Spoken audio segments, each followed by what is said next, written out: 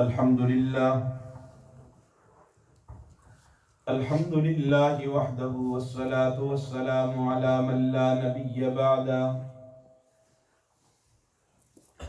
أما بعد فأعوذ بالله من الشيطان الرجيم بسم الله الرحمن الرحيم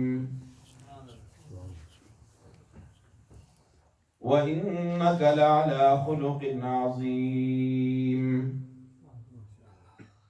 صدق الله مولانا العظيم وقال النبي صلى الله تعالى عليه وسلم كل أمتي يدخلون الجنة إلا من أبى قيل ومن أبى يا رسول الله قال من أطاعني دخل الجنة ومن عصاني فقد أبى وصدق رسوله النبي الكريم ونحن على ذلك لمن الشاهدين والشاكرين والحمد لله رب العالمین۔ یا رب یہ التجا ہے گر کرم تو کرے وہ بات دے زباں کو جو دل پہ اثر کرے۔ الہی میں رہوں یا نہ رہوں، الہی ہم رہیں یا نہ رہیں، پر تمنا ہے کہ دین محمد رہے اور عزت قرآن رہے۔ درود شریف پڑھیں۔ وعلى آل سيدنا محمد افضل صلواتك بعدد معلوماتك وبارك وسلم عليه۔ میزبان مکرم، نہایت ہی مخلص و بیلوس خطیب جامع مسجد حاضہ حضرت مولانا ساجد صاحب زید مجدہم، مسجد فاروق اعظم برلے کے غیرت مند نمازیوں،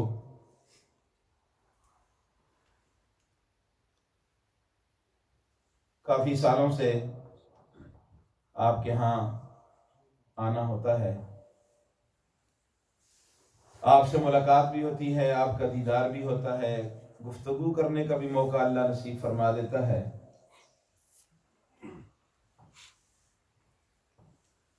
آج ایک بار پھر ہم دین کی نسبت سے یہاں جمع ہیں۔ مجھ سے قبل آپ نے نعتیں سنی، قرآن مجید خوبصورت انداز میں آپ نے سماعت فرمایا۔ زیادہ دیر آپ کو کسی آزمائش میں ڈالنا مقصود نہیں ہے۔ میری یاد میں یہ پہلا جلسہ ہے، پہلا پروگرام ہے کہ جو عشاء کے بعد ہو رہا ہے۔ عموماً یہاں ظہر کے بعد یا عصر کے بعد مختصر سی تقریب ہوتی ہے یا مغرب کے بعد۔ خیر اب راتیں لمبی ہیں، پروگرام عشاء کے بعد ہی ہونا چاہیے۔ اتنی لمبی راتیں ہیں کہ ان راتوں میں بھی آدمی تھک جاتا ہے، کب اذان ہوگی کہ صبح اٹھیں گے۔ اور کچھ ایسے بھی ہیں کہ جو سوتے سوتے بھی نہیں تھکتے، وہ کہتے ہیں کہ دن رات سوئے رہیں۔ تو یہاں جاگیں گے تو انشاءاللہ وہاں آرام نصیب ہوگا، تو یہاں بھی سوئے رہے تو پھر وہاں بھی یہی حالت ہوگی ہماری۔ صبح ہوتی ہے، شام ہوتی ہے، عمر یوں ہی تمام ہوتی ہے۔ وقت طلوع دیکھا، وقت غروب دیکھا، اب کچھ فکر آخرت کر دنیا کو خوب دیکھا۔ دن وہی دن ہے، شب وہی شب ہے جو تیری یاد میں گزرے۔ کتنے پچھلے سال ہماری اس مجلس میں تھے، اس دفعہ نہیں ہیں، اگلے سال ہم میں سے پتہ نہیں کتنے ہوں گے کتنے نہیں ہوں گے۔ ہزاروں منزلیں ہوں گی، ہزاروں کارواں ہوں گے، نگاہیں ہم کو ڈھونڈیں گی، نہ جانے ہم کہاں ہوں گے۔ صدا نہ باغ بلبل بولے، صدا نہ باغ بہاراں، صدا نہ ماپے حسن جوانی، صدا نہ صحبت یاراں۔ نہ یہ مجلسیں ہمیشہ رہیں گی، نہ یہ محفلیں ہمیشہ رہیں گی۔ غنیمت جان لو مل بیٹھنے کو، جدائی کی گھڑی سر پہ کھڑی۔ ایسے مواقع بھی آئے کہ مجلس میں اکٹھے بیٹھے تھے، 5 منٹ کے بعد اطلاع ملی جی فلاں دنیا سے رخصت ہو گیا۔ لوگ کہتے ہیں یار ابھی ہمارے پاس تھا، کدھر ایسے کہہ رہے ہو؟ زندگی یقینی نہیں میرے بھائیوں، موت یقینی ہے۔ قرآن نے موت کو یقین سے تعبیر کیا ہے، وَاعْبُدْ رَبَّكَ حَتَّى يَأْتِيَكَ الْيَقِينُ۔ یقینی چیز موت ہے، زندگی کوئی یقینی نہیں۔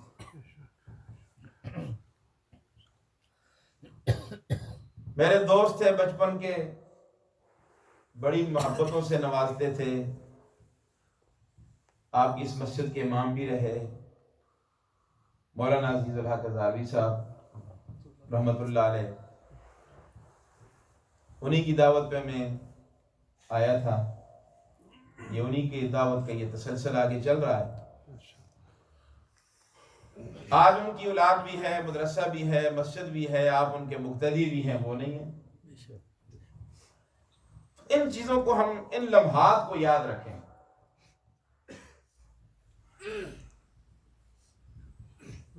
پورا سال سونا ہی ہوتا ہے، تو آج کی رات اگر کچھ 10-15 منٹ زیادہ لگ گئے تو خیر، کوئی بات نہیں، انشاءاللہ کوئی اتنی لمبی چوڑی گفتگو نہیں ہوگی، چند ضروری گزارشات آپ حضرات کی خدمت میں پیش کروں گا، اور بالکل اس ارادے اور نیت سے کہ میں اپنے آپ کو بھی سنا رہا ہوں اور آپ کو بھی سنا رہا ہوں۔ الدین النصیحہ، دین نام ہی خیر خواہی کا ہے۔ دعا کرو اللہ ہمارے اندر خیر خواہی کے جذبات پیدا فرما دے۔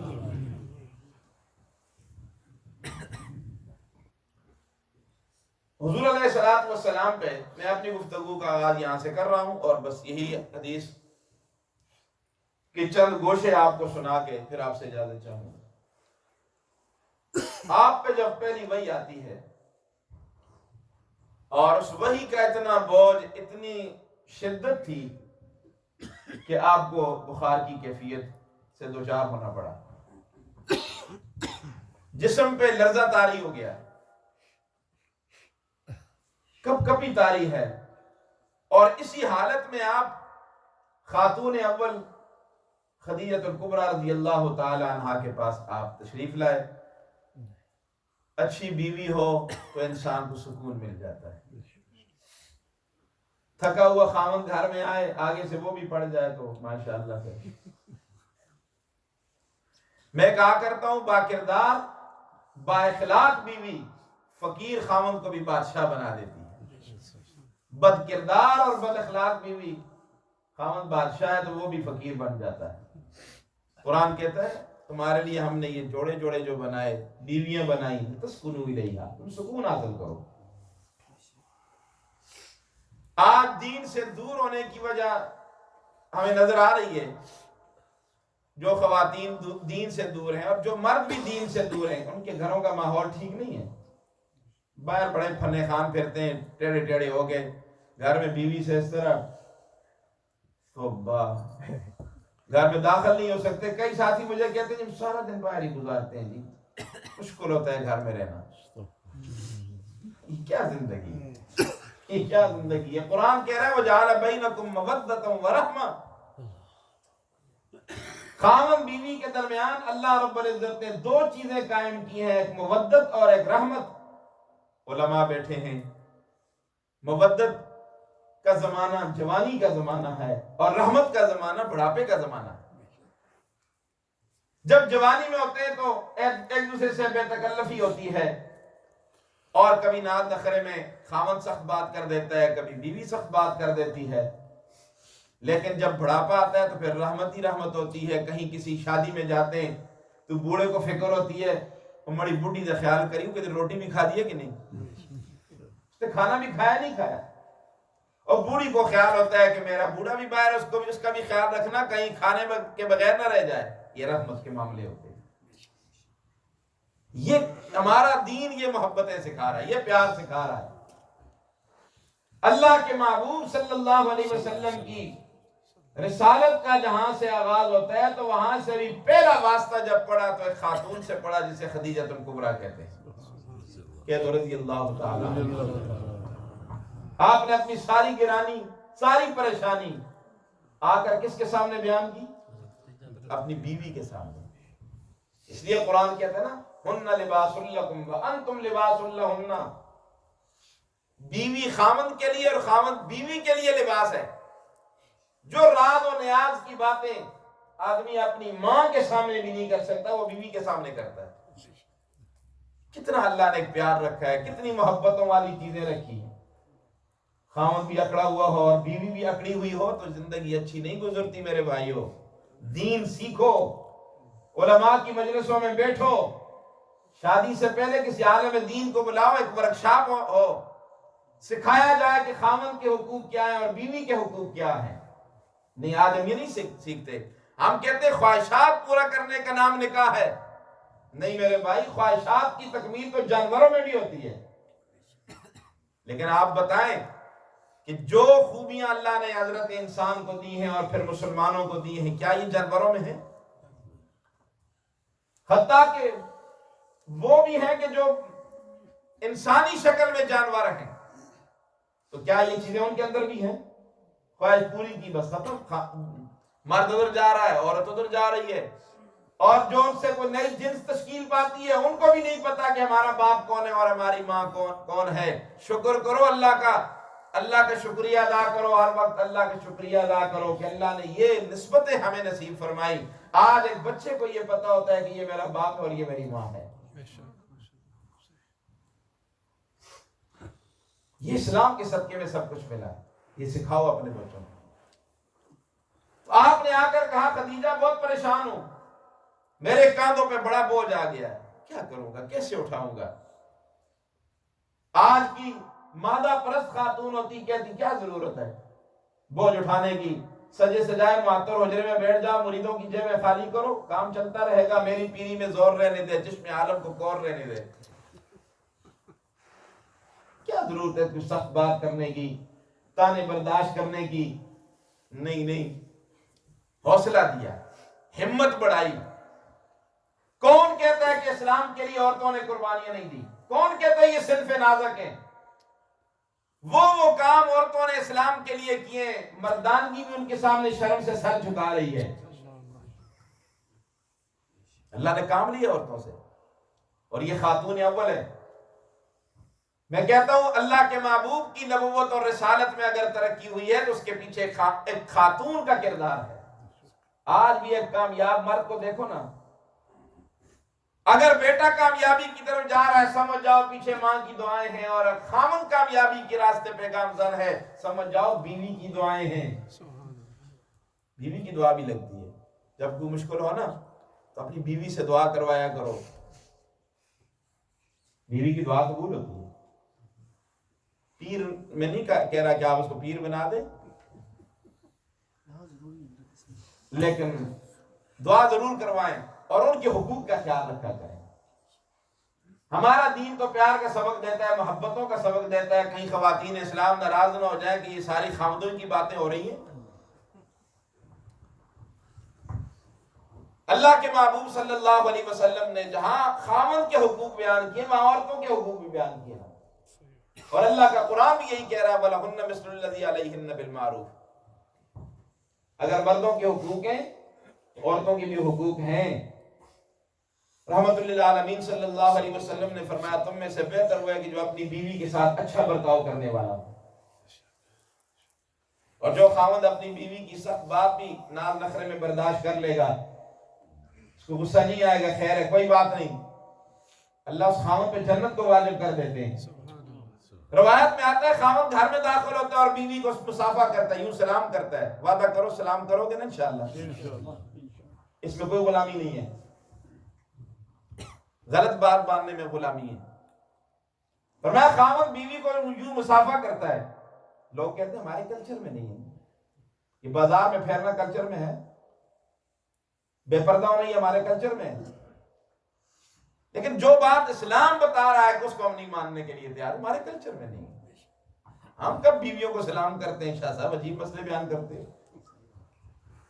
مجھے ایک خاتون نے فون کیا ایک جگہ پہ, پنجاب پہ, میں ایک جگہ پہ گیا تو مجھے پتہ نہیں نمبر کہاں سے لیا اس نے کہا شاہ صاحب اللہ آپ کی عمر دراز کرے, اللہ آپ کی عمر میں برکت. بہت بڑی دعائیں دی اس نے کہا میرا خاوند تو گھر میں آتا گالیاں شروع ہو جاتی تھی, آپ کی تقریر سننے کے بعد وہ گھر میں آتا ہے سلام ضرور کرتا ہے. ایک صحابی فرماتے یا رسول اللہ صلی اللہ علیہ وسلم میرے گھر میں میری اکیلی بیوی ہے، کیا اس کو سلام کیا کروں؟ آپ نے فرمایا کیا تیری بیوی سلامتی کی محتاج نہیں ہے؟ فرمایا خاوند جب سلام کرتا ہے، مصافحہ کرتا ہے، محبت سے چہرے کو دیکھتا ہے، وہ خاوند کے چہرے کو دیکھتی ہے، اللہ فرشتوں کو گواہ بنا کے کہتے ہیں دیکھو دیکھو میرا بندہ میری بندی کتنے جائز اور حلال طریقے سے ایک دوسرے کو محبت کی نگاہ سے دیکھ رہے ہیں، ابھی ان کے ہاتھ چھوٹنے نہیں پائیں گے، میں دونوں کے گناہ معاف کر دوں گا۔ کون کہتا ہے اسلام نفرتیں سکھا رہا ہے؟ محبت کا استعمال غلط ہو رہا ہے۔ محبت سکھا رہا ہے اسلام، لیکن استعمال غلط ہو رہا ہے اس کا۔ تو آئیے میں آپ خدیجۃ الکبریٰ کی باتیں سنا رہا ہوں، بات لمبی ہو گئی، تھک تو نہیں گیا؟ بات میری سمجھ آ رہی ہے؟ فرمایا اللہ کے محبوب آپ کیوں پریشان ہوتے ہیں؟ آپ کیوں غمگین ہوتے ہیں؟ آپ کہہ رہے ہیں بخار ہے، جسم پہ خوف کی کیفیت ہے۔ فرمایا سنو اللہ کے محبوب میرا دل کہہ رہا ہے، یہ بخاری شریف کی روایت آپ کو سنا رہا ہوں۔ فرمایا کلا واللہ ما یخزیک اللہ ابدا، اللہ کے محبوب میرا وجدان کہہ رہا ہے، میرے دل کی کیفیت کہہ رہی ہے کہ اللہ آپ کو کبھی پریشان نہیں فرمائیں گے، اللہ آپ کو کبھی پریشان آپ کے اندر بے شمار خوبیاں، لیکن ان خوبیوں میں سے 5 خوبیاں ایسی ہیں کہ جن کے اندر یہ خوبی موجود ہو اللہ اس کو کبھی پریشان نہیں کرے۔ ان میں سے سب سے پہلی خوبی انک لتصل الرحم، آپ صلح رحمی کرنے والے، قطع رحمی کرنے والے نہیں۔ یہ سبق دے رہا ہوں، مزے لینے کے لیے آپ کو حدیث نہیں سنا رہا، اس سے میں نے اور آپ نے سبق لینا ہے۔ آپ صلح رحمی کرنے والے ہیں، جس کے اندر صلح رحمی کا جذبہ ہو اس کو اللہ کبھی پریشان بولو اب اس پہ عمل کرو گے انشاءاللہ؟ ہمارے اندر بھی صلح رحمی کا جذبہ ہونا چاہیے کہ نہیں؟ ایک دوسرے کو معاف کیا کرو، ایک دوسرے کو معاف کرو، کیونکہ اللہ بھی معاف کرتا ہے۔ 100 سال کا بوڑھا گناہگار رب کے دربار میں آتا ہے، اللہ فرماتے ہیں مجھے اس کے سفید بالوں سے حیا آ جاتی ہے۔ آج بیٹے کو باپ کے سفید بالوں سے حیا نہیں آتی، اللہ کو سفید بالوں سے حیا آتی ہے۔ پہلی خوبی آپ کے اندر یہ کہ آپ صلح رحمی کرنے والے ہیں، جس کے اندر صلح رحمی کا جذبہ اللہ اس کو کبھی پریشان۔ اور دوسری خوبی یہ کہ جملے پہ بات کروں تو بات لمبی ہو جائے گی، مختصر کر رہا ہوں۔ دوسری خوبی یہ وَتَكْسِبُ الْمَعْدُومِ، میں اس کا آپ کو ایک آسان سا ترجمہ کر رہا ہوں۔ آپ غریب پرور ہیں، وَتَكْسِبُ الْمَعْدُومِ، آپ غریب پرور۔ آج لوگ ہر ایک کہتے ہیں میں غریب پرور ہوں، غریب نواز۔ ہمارے یہاں جب الیکشن ہوتا ہے تو بڑے بڑے اشتہار لگے ہوتے ہیں، بڑے بڑے بینر ہوتے ہیں، غریب پرور، غریب نواز، نہ ڈر بے باک قیادت۔ اللہ اکبر۔ پیٹ پرور ہوتے ہیں، غریب پرور کوئی بھی نہیں ہوتا، اور نہ ہمیں غریب پروری کا کوئی طریقہ آتا ہے۔ جو کام بھی کرتے ہیں وہ بھی ریاکاری کی نظر کر جاتے ہیں۔ آئیے غریب پروری اس کو کہتے ہیں۔ سیدنا فاروق اعظم رضی اللہ تعالیٰ عنہ، سیدنا صدیق اکبر کے دور خلافت میں آپ کی خدمت میں حاضر ہوئے، آپ کے سامنے ایک رجسٹر پڑا ہوا تھا۔ آپ نے وہ رجسٹر اٹھایا، دیکھا اس کے اندر نام لکھے ہوئے ہیں، یتیموں کے اور بیواؤں کے آگے خادمین کے نام لکھے ہوئے ہیں۔ ایک ورق الٹا، دوسرا الٹا، ایک ایسی جگہ ملی جہاں بیوہ کا نام تو ہے لیکن خادم کا نام نہیں ہے۔ فرمایا امیر المومنین اجازت ہو تو اس بیوہ کی خدمت میں کروں، اس بیوہ کی خدمت میں کروں۔ فرمایا لکھ لو اپنا نام۔ فاروق اعظم نے اپنا نام لکھ لیا۔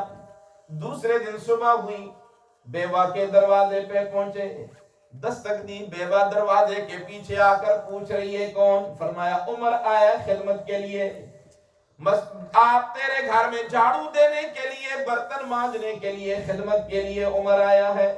فرمایا عمر تیری ضرورت نہیں، کوئی آتا ہے خدمت کر کے چلا جاتا ہے، کوئی آتا ہے خدمت کر کے۔ فاروق اعظم پریشان ہو گئے، حیران ہو گئے، نام میرا لکھا ہوا تھا، کون آ رہا ہے خدمت کے لیے؟ فرماتے ہیں دوسرے دن 10 منٹ پہلے گیا، پھر دروازے پہ دستک دی، کون؟ عمر آیا خدمت کے لیے، کوئی کام ہو کرنے کے لیے تیار ہوں، جھاڑو بھی دینے کے لیے تیار ہوں۔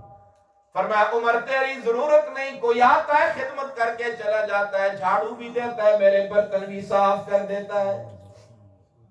حضرت عمر فرماتے ہیں تیسرے دن میں اور ذرا پہلے گیا اور اس زاویے میں کھڑا ہوا کہ جہاں سے آنے والا مجھے نہیں دیکھ سکتا تھا، میں اسے دیکھ سکتا تھا. میں دیکھوں تو صحیح یہ کون آ رہا ہے خدمت کے لیے. فاروق اعظم فرماتے ہیں میں نے ایک شخص کو آتے ہوئے دیکھا جس کے پاؤں پہ جوتا بھی نہیں ہے. آتے آتے وہ گھر میں داخل ہوئے، گھر کے اندر جھاڑو بھی دیا، برتن بھی دھوئے، خدمت کر کے باہر نکلے. میں نے قریب جا کے دیکھا وقت کے امیر المومنین سیدنا صدیق اکبر تھے. میں نے کہا حضرت نام میرا لکھا ہوا آپ کیسے؟ فرمانے لگے عمر میں نے اپنا نام رجسٹر میں نہیں لکھا، میں تو کافی عرصے سے اس بیوہ کی خدمت پہ لگا ہوں. میں حضرت آپ نے جوتا نہیں پہنا، قصداً ارادتاً نہیں پہنا، یا آپ کے پاس جوتا نہیں ہے؟ صدیق اکبر رضی اللہ تعالیٰ نے فرمایا فاروق جوتا ہے میرے پاس، ارادتاً نہیں پہنا کہ کہیں میرے جوتوں کی آڑ سے لوگوں کو تکلیف نہ ہو، یہ لوگوں کے آرام کا وقت ہوتا ہے، اور میں یہ بھی نہیں چاہتا کہ لوگوں پہ میرا یہ عمل واضح ہو جائے، کہیں ریاکاری کی نظر نہ ہو جائے. آج ہم کسی بیوہ کو ایک راشن کا تھیلا دیتے ہیں اور 20 آدمی تصویریں نکال رہے ہوتے ہیں اور وہ سر جھکا کے کھڑی ہوتی ہے. کیا وہ یہ چاہتی ہے کہ میری تصویر نکالی جائے؟ تو پھر اخبارات میں دی جاتی ہے جی فلاں چیریٹی والے فلاں بیواؤں کی خدمت کر رہے ہیں. یہ کوئی انداز نہیں ہے خدمت کرنے کا میرے بھائیوں. انداز سیکھو بیواؤں اور یتیماں کی خدمت کیسے کی جاتی ہے. اللہ اکبر. یہ ہمدردی کے جذبے، یہ خیرخواہی کے جذبے کہاں سے لائیں؟ اور پھر ایک اور واقعہ سنا کے بعد سمیٹ رہا ہوں. اپنی دور خلافت میں فاروق اعظم رضی اللہ تعالیٰ عنہ رات کو گلیوں میں چکر لگاتے ہیں، ایک بچے کے رونے کی آواز آتی ہے. فرماتے میں نے اگنور کر دیا، نظر انداز کر دیا. بچے عموماً رات کو روتے رہتے. پھر میرا گزر ہوا، بچہ رو رہا. تیسری مرتبہ گزر ہوا، دیکھا بچہ اسی طرح رو رہا ہے. میں اندر داخل ہوا، میں نے دیکھا ماں بیٹھی ہوئی ہے، بچہ رو رہا ہے. کیوں رو رہا ہے؟ جی دودھ مانگ رہا ہے. پلاؤ دودھ، کیوں نہیں پلاتی؟ تو اس خاتون نے کہا کہ امیر المومنین نے آرڈر جاری کیا ہوا ہے کہ بچے کا وظیفہ اس وقت تک جاری نہیں ہوگا جب تک اپنے ہاتھ میں کوئی چیز پکڑ کے منہ میں نہ ڈالے. میں اس لیے اس کو دودھ نہیں پلا رہی کہ ہمارے پاس خرچہ نہیں ہے. میں کہتی ہوں کہ اس کی عادت بن جائے، اس کو بھوک زیادہ لگے اور اس کے ہاتھ میں کوئی چیز دے دوں اور یہ منہ کی طرف لے جائے، اور اسی حالت میں امیر المومنین کے دربار میں چلی جاؤں، وظیفہ جاری ہو جائے. اللہ اکبر. حضرت عمر نے اپنے آپ کو مخاطب کر کے کہا عمر تو نے پتہ نہیں کتنے بچوں کو رلایا ہے. سردا بری عمر تو نے پتہ نہیں کتنے بچوں کو رلایا ہے. صبح ہوئی، شورا کا اجلاس بلایا اور اجلاس بلا کر قانون تبدیل کر کے اعلان کر دیا آئندہ بچے کی پیدائش کے ساتھ ہی اس کا وظیفہ جاری کر دیا جائے. یہ انداز زندگی گزارنے کا. وَتَقْسِبُ الْمَعْدُومِ، آپ غریب پرورے، کوئی کما نہیں سکتا آپ اس کو کما کے دیتے. جس کو ڈھنگ اور سلیقہ نہیں آتا تھا آپ اس کو طریقہ بھی بتاتے تھے روزی کیسے کمائی جاتی ہے. ایک واقعہ سناتا ہوں. ایک صحابی گزرے، خستہ حالت، آپ نے بلایا جراؤ، یہ تیری حالت کیوں بنی ہوئی ہے؟ جیسے میرے پاس ہے ہی کچھ نہیں ہے، نہ نقدی ہے نہ گھر میں مال مویشی ہے. کوئی چیز تو ہوگی گھر میں. ایک ہی چادر ہے میرے گھر میں، ایک چادر ہے. آپ نے فرمایا وہ چادر لے کے آؤ. صحابہ کا مجمع لگا ہوا ہے. آپ نے چادر کو یوں اٹھایا، فرمایا میرے صحابہ کون ہے اس چادر کو خریدنے والا؟ ایک صحابی کھڑے ہوئے، 1 درہم نہیں، آپ بیٹھ جاؤ. دوسرا صحابی کھڑا ہوا، یا رسول اللہ 2 درہم لے لو، چادر مجھے دے دو. آپ نے 2 درہم لے لیے، چادر اس کے حوالے کر دی اور اس غریب صحابی سے کہا جاؤ بازار سے 1 درہم کا سودا خرید کے گھر پہنچاؤ اور دوسرے درہم سے کلاڑی خرید کے لاؤ. کیا لاؤ؟ کلاڑی سمجھتے ہو؟ پشتو میں تبر گئی. اللہ اکبر. اردو میں کلاڑی کہتے ہیں اس کو. کلاڑی خرید کے لاؤ. وہ صحابی گیا بازار سے کلاڑی خرید کے لایا. رحمت للعالمین کی محبت اور عظمت پہ قربان جاؤں، آپ خود باہر تشریف لے گئے، جا کر ایک درخت سے دستہ کاٹ کے اس کو لگایا. فرمایا جاؤ میرے پیارے 15 دن میں تجھے یہاں نہ دیکھوں، جاؤ جنگل میں لکڑیاں کاٹ کے بازار میں فروخت کرو۔ 15 دن کے بعد وہ صحابی رسول ہنستا کھیلتا مسکراتا ہوا رحمت للعالمین کی دربار میں پہنچا۔ فرمایا یا رسول اللہ، میرے ماں باپ آپ پہ قربان ہو جائیں، آپ نے تو میری ساری تنگیاں دور کر دی، میری تو ساری تنگی دور ہو گئی، میرے گھر میں راشن بھی ہو گیا، میرے جیب خرچ بھی ہو گیا ہے۔ اللہ آپ کو دنیا اور آخرت کی کامیابی نصیب فرمائے۔ وہ صحابی اللہ کے محبوب کو دعائیں دے رہے ہیں، دعائیں دے رہے ہیں۔ وَتَقْسِبُ الْمَعْدُومِ۔ سچ بتاؤ، آج کسی بھائی کا کاروبار اچھا ہو، وہ اپنے کاروبار کے گر دوسرے بھائی کو سکھاتا ہے؟ کبھی نہیں۔ سوال ہی پیدا نہیں ہوتا کہ یہ مجھ سے آگے بڑھ جائے۔ یہ ہے غریب پرور وَتَقْسِبُ الْمَعْدُومِ۔ اللہ کے محبوب آپ غریب پرور ہیں، اللہ آپ کو کبھی پریشان۔ ایک صحابی آتے نا دیہات سے، تو دیہات کی سبزی وغیرہ گفٹ لاتے، تو اللہ کے محبوب خوش ہوتے اور آپ اس کو پکڑ کے لے جاتے، بازار کی چیزیں خرید کے لیتے۔ ایک مرتبہ اچانک وہ آیا اور نکل گیا۔ پوچھا وہ کدھر گیا میرا صحابی؟ وہ تو باہر نکل گئے۔ آپ پیچھے نکلے تو دیکھا ایک دکان پہ کھڑا تھا، آپ نے بے تکلف دوست کی طرح یوں پیچھے سے پکڑ لیا، جس طرح بے تکلف دوست اچانک پکڑ لیتا ہے۔ اسے نہیں پتا کہ پیچھے کون کھڑا ہے، پیچھے کون، بھائی ہٹ جاؤ۔ پیچھے مڑ کے دیکھتا ہے آمنہ کے لال صلی اللہ علیہ وسلم کھڑے، اپنی پیٹھ کو اللہ کے محبوب کے سینہ اقدس سے ہٹایا نہیں اور ملنے لگا۔ میرا عقیدہ، میرے اکابر کا عقیدہ، جس کی پیٹھ رسول اللہ کے سینہ اقدس سے لگ جائے، اس پیٹھ پہ اللہ نے جہنم کی لو بھی حرام کر دی۔ یہ ہے غریب پرور، اس کو کیا کہتے ہیں؟ غریب۔ ہم تو غریب کے ساتھ ہاتھ بھی نہیں ملاتے، ملاتے ہیں تو پھر ڈیٹول سے دھوتے ہیں، ایسے بھی ہے معاشرے میں۔ فرمایا آپ کے اندر یہ خوبی، جس کے اندر یہ خوبی موجود ہو، اللہ اس کو کبھی پریشان۔ تیسری خوبی وَتَحْمِلُ الْكَلَّةَ، آپ اپنی امت کا بوجھ اٹھانے والے، آپ کے اندر امت کی خیر خواہی اور ہمدردی کے جذبات ہیں، اللہ آپ کو کبھی پریشان ہے۔ ذرا سنیے کیسے بوجھ اٹھایا۔ جبریل امین دروازے پہ آتے ہیں، اللہ کے محبوب آج میں اکیلا نہیں ہوں، میرے ساتھ اسرائیل بھی ہے، آج میرا بھی آخری دن ہے، آپ کا بھی اس دنیا میں آخری دن ہے۔ اللہ اکبر، وہ کیسا دن تھا نا، وہ کیسے منظر ہوں گے۔ جبریل امین فرماتے ہیں یا رسول اللہ صلی اللہ علیہ وسلم، آپ کا رب کہہ رہا ہے میرے محبوب سے پوچھو رہنا چاہتے ہو یا میرے پاس آنا چاہتے ہو۔ یہ اختیار بھی صرف اللہ کے محبوب کو دیا گیا نا۔ پر میں جانا چاہتا ہوں جبریل، لیکن میرا ایک پیغام اللہ کو سنا دو کہ میں جب دنیا سے چلا جاؤں گا میری امت کا کیا بنے گا، میری امت کی نگرانی کون کرے گا۔ جبریل واپس پلٹے پھر آئے، فرمایا اللہ کے محبوب صلی اللہ علیہ وسلم، آپ کا رب کہہ رہا ہے میرے محبوب سے کہہ دو جب آپ میرے پاس آ جائیں گے آپ کی امت کی نگرانی میں رب خود کروں گا۔ وَتَحْمِلُ الْكَلَّةَ، امت کا بوجھ اٹھایا کس نے؟ اللہ کے محبوب نے صلی اللہ علیہ وسلم۔ ہمیں اتنی فکر ہے جتنی اللہ کے محبوب کو اپنی امت کی فکر تھی؟ ہم سے تو سنتیں چھوٹتی جا رہی ہیں، ہم کہتے ہیں کیا حرج ہے اس میں، کیا حرج ہے اس میں، چھوٹ گئی تو چھوٹ گئی۔ نہیں میرے بھائی، ایک سنت بھی نہ چھوٹے اللہ کے محبوب کی صلی اللہ علیہ وسلم۔ آج اس مجلس کا تقاضا ہے سارے وعدہ کرو انشاءاللہ سنتوں پہ عمل کریں گے انشاءاللہ، رسول اللہ کی عزت کی بھی حفاظت کریں گے انشاءاللہ۔ اور دیکھو کیسے بوجھ اٹھایا۔ محشر کا میدان ہوگا، ہر طرف نفسی نفسی کا عالم ہوگا، ایک ہوگا کہ جس کی زبان پر یہ کلمات ہوں گے یا رب امتی امتی۔ اللہ آج مجھے اپنی فکر نہیں، میری امت کا کیا بنے گا۔ کیسے بوجھ اٹھایا، ایک ایک فرد کی فکر لے کہ اللہ کے محبوب دنیا سے گئے۔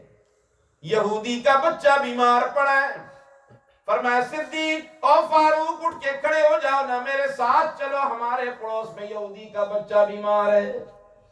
اندر داخل ہوئے، اس کا باپ تورات کی تلاوت کر رہا تھا، آپ نے پوچھا بتا تورات میں میرا تذکرہ موجود ہے کہ نہیں؟ یہودی تھا نا، کہنے لگا نہیں میں نے کوئی تذکرہ نہیں پڑھا۔ بیٹے نے آنکھیں کھول دی نزع کی کیفیت میں، کہنے لگا یا رسول اللہ صلی اللہ علیہ وسلم میرا باپ جھوٹ کہہ رہا ہے، میں نے خود تورات میں آپ کا تذکرہ پڑھا ہے۔ آپ نے فرمایا بیٹا دنیا سے جا رہا ہے، میں محمد اس لیے آیا ہوں کہ تو کلمہ پڑھ کے چلا جا۔ اس نے باپ کے تیور دیکھے کہ باپ کے تیور کیا بتلا رہے ہیں، یہ پڑھوں کہ نہ پڑھوں؟ نصیب جاگ گیا، باپ نے کہا تھے ابو القاسم بیٹا محمد جو کہہ رہا ہے مان لے۔ ادھر سے اس نے کلمہ پڑھا، کلمہ ختم ہوا، روح پرواز کر گئی۔ اللہ کے محبوب روتے ہوئے باہر نکلے، فرمایا الحمدللہ الذی، تمام تعریفیں اس ذات کے لیے جس نے میری وجہ سے یہودی کے بچے کو کلمے کی دولت سے مالا مال کر کے جنت کا حقدار بنا دیا۔ یہ ہے نا امت کا بوجھ، یہ ہے امت کا ایسے بوجھ اٹھائے۔ سیدہ عائشہ صدیقہ رضی اللہ تعالیٰ عنہ فرماتی ہیں یا رسول اللہ صلی اللہ علیہ وسلم محشر کا میدان ہوگا، لوگ زیادہ ہوں گے، ہجوم ہوگا، آپ سے ملاقات کون سی جگہ پہ ممکن ہوگی؟ آپ نے فرمایا عائشہ میری 3 جگہ ہوں گی۔ ایک جگہ وہ کہ جب میری امت کو اعمال نامے دیے جائیں گے میں اللہ کے حضور التجا کروں گا، اللہ میری کسی امتی کو بھی اعمال نامہ بائیں ہاتھ سے پیٹھ کے پیچھے سے مجرموں کی طرح نہ دیا جائے، دائیں ہاتھ سے سامنے سے دیا جائے۔ فرمایا عائشہ ایک جگہ تو یہ ہوگی۔ دوسری جگہ وہ ہوگی کہ جب میری امت کے اعمال نامے تولے جائیں گے میں کھڑا رہوں گا، جب میرے کسی مواحد امتی کے اعمال نامے میں اگر وہ ہلکا ہوا، ترازو کا پلڑا اوپر جا رہا ہوگا، میں اپنے ہاتھ سے نیچے دباؤں گا۔ امت کا بوجھ اٹھایا۔ فرمایا عائشہ میری تیسری جگہ ہوگی کہ جب میری امت کے لوگ پل صراط سے گزریں گے، میں پل صراط کا پایا پکڑ کے کھڑا ہو جاؤں گا، رب سلم سلم، اللہ میری امت کو سلامت رکھنا، میری امت کو سلامت رکھنا، میری امت کا کوئی مواحد کہیں جہنم میں نہ گر جائے۔ یاد رکھو یہ ساری باتیں مواحد کے لیے ہوں گی، مشرک کے لیے نہیں ہوں گی، کیونکہ مشرک کے لیے اللہ کا فیصلہ ہے ان اللہ لا یغفر ان یشرک بہ ویغفر ما دون ذلک لمن یشاء۔ اللہ کا اٹل فیصلہ ہے کہ مشرک کے لیے کوئی بخشش نہیں، اس کے علاوہ جو گناہگار ہے رب چاہے گا سب کو معاف کر دے، نہ چاہے سب کو جہنم میں بھیج دے، اللہ سے کوئی بھی پوچھنے والا نہیں۔ میں اللہ کے محبوب آپ کے اندر یہ بے شمار خوبیاں ہیں، ان خوبیوں کے ہوتے ہوئے اللہ آپ کو کبھی پریشان نہیں کریں گے۔ امت کا بوجھ اٹھایا، ایک خاتون کھڑی ہے گٹھڑی باندھ کے کھڑی ہے، خادم کی تلاش میں، مجھے کوئی خادم مل جائے اور میری گٹھڑی اٹھا کے لے جائے۔ اللہ کے محبوب کا گزر ہوا، بیٹا کدھر جا رہے ہو؟ اماں بات کرو، کیا کام ہے؟ گٹھڑی اٹھانی ہے، خادم تلاش کر رہا ہوں۔ خادم تلاش کر رہی ہوں صبح سے، فرمایا میں خادم ہوں، میں آئی امت کا بوجھ اٹھانے۔ گٹھڑی اٹھائی اپنے کاندھے پہ رکھ دی، جہاں اس نے جانا تھا وہاں اسے پہنچا دیا، اور بیٹھے ہوئے آپ اپنا پسینہ خشک کر رہے ہیں۔ اللہ اکبر، رحمت للعالمین صلی اللہ علیہ وسلم۔ وہ خاتون دیکھ رہی ہے، میں اماں اجازت ہو تو میں جاؤں، میں مزدوری لینے کے لیے تو آیا ہی نہیں، لا اسألکم علیہ اجرا، مزدوری لینے کے لیے نہیں آیا۔ فرمایا بیٹا پھر خیال کرنا، ایک میری وصیت سننا، مکہ میں محمد نامی ایک شخص آیا، اس کے قریب نہ جانا، مکہ میں محمد نامی ایک شخص آیا، اس کے قریب نہ جانا۔ اللہ کے محبوب مسکرا رہے ہیں، غصہ نہیں آیا، ہم ہوتے غصہ آ جاتا۔ آپ نے فرمایا اما جی اجازت ہو، وصیت پہ عمل ہو جائے گا انشاءاللہ۔ پھر کہا کتنا اچھا تو ہے، کتنے تیرے اچھے اخلاق ہیں، تجھے اللہ نے کتنا خوبصورت بنایا ہے۔ خیال کرنا مکہ میں محمد نامی ایک شخص آیا، وہ کہتا ہے اللہ ہی سے سب کچھ ہوتا ہے، اللہ کے غیر سے کچھ بھی نہیں ہوتا، تو اس کے قریب نہ جانا۔ فرمایا اما جی میں ضرور آپ کی وصیت پہ عمل کرتا ہے، لیکن میری مجبوری یہ ہے کہ وہ محمد میں خود ہوں صلی اللہ علیہ وسلم۔ پاؤں پڑ گئی، واقعی اگر تو محمد ہے تو پھر مجھے بھی کلمہ پڑھا کے اپنے اس لشکر میں شامل کر دے۔ مجھے تو کچھ اور کہا گیا تھا، میں تو تیری اذیتوں سے تنگ آ کے یہاں سے نکلی تھی، لیکن واقعی تیرے یہی اخلاق ہیں تو پھر مجھے کلمہ پڑھا دیجئے۔ میرے بھائیوں، اسلام اخلاق سے پھیلا ہے، اخلاق سے پھیلا ہے، اور آج بھی اسی اخلاق کی ضرورت ہے۔ اگر مسلمانوں کے اخلاق اور کردار ٹھیک ہو جائے تو یہ لوگ اسلام کی طرف آئیں گے. لیکن آج مصیبت یہ ہے کہ ہمارے اخلاق اچھے نہیں ہیں، ہمارا کردار ٹھیک نہیں ہے، جس کی وجہ سے بیگانے کیا اپنے بھی اسلام سے دور ہوتے جا رہے ہیں. تو میرے بھائیوں، یہ خوبیاں میں نے آپ کے سامنے بیان کی، یہ خوبیاں ہمارے اندر بھی ہونی چاہیے کہ نہیں؟ یہی آج کی مجلس کا تقاضا ہے. یہی تقاضے لے کر یہ علماء خیرخواہی کے جذبے سے آپ کی خدمت میں آتے ہیں. مولانا ساجد صاحب نے یہ خوبصورت پروگرام سجایا، آپ کو یہاں جمع کیا، آپ کا وقت لیا. انشاءاللہ اللہ کی رحمت سے امید ہے یہ وقت انشاءاللہ آپ کا قیمتی بنا ہے، ضائع نہیں ہوا. انشاءاللہ یہ وقت آپ کا قیمتی ہے، اس کو مزید قیمتی بناؤ. اللہ رب العزت میرا آنا، آپ سب کا آنا قبول و منظور فرمائے. مجلس میں بہت سارے علماء موجود ہیں، سب کے نام برکت کے طور پہ لوں تو وقت کافی سارا لگ جائے گا. اللہ ان کو دنیا اور آخرت کی کامیابیاں نصیب فرمائے. ہمارے مولانا ذلق صاحب کی نشانی مولانا سعد عزیز صاحب بھی آئے ہوئے ہیں، مولانا توقیر صاحب ہیں، مولانا ابوذر صاحب ہیں، حمزہ صاحب ہیں، اپنے مولانا ظفیر صاحب ہیں، ہمارے بھائی ثقلین صاحب ہیں. سارے حضرات یہ جمع ہیں. یہ بابرکت مجلس ہے. علماء کا دیدار کرنا یہ فائدے سے خالی نہیں میرے بھائیوں. یاد رکھو، پانچ چیزوں کا دیکھنا ثواب ہے. ثواب علماء کے چہروں کا دیکھنا ثواب، قرآن مجید کا دیدار کرنا ثواب، بیت اللہ کا دیدار کرنا ثواب، ماں باپ کے چہروں کا دیدار کرنا. صبح کام کے لیے بعد میں جاؤ، پہلے ماں باپ کے چہروں کا دیدار کیا کرو. اللہ کی قسم برکتیں ہوں گی. پانچویں چیز فرمایا زمزم کے پانی کا دیکھنا بھی ثواب ہے. تو علماء جہاں ہوں ان کے چہروں کا دیدار کیا کرو. روایت میں آتا ہے جو کسی حق و عالم دین کے چہرے کا دیدار کرتا ہے، رسول اللہ نے فرمایا اس نے میرا دیدار کیا. یہ علماء انبیاء کے وارث ہیں. اللہ ان نوجوان علماء کی صلاحیتوں میں اور برکتیں عطا فرمائے. بہت زیادہ شکریہ مولانا ساجد صاحب کا بھی، آپ حضرات کا بھی. مولانا ساجد صاحب نے حکم دیا کہ آپ آئے ہوئے ہیں تو مدرسے کی بھی کوئی خدمت ہو جائے. میرے بھائیوں، اس وقت جو ہماری اشد ضرورت وہ ہے مسجد کی تعمیر، کہ جس میں آپ کا بہت حصہ پڑا ہے ماشاءاللہ. اب اس کا ناصر ہو. وآخر الدعوانا الحمدللہ رب العالمین.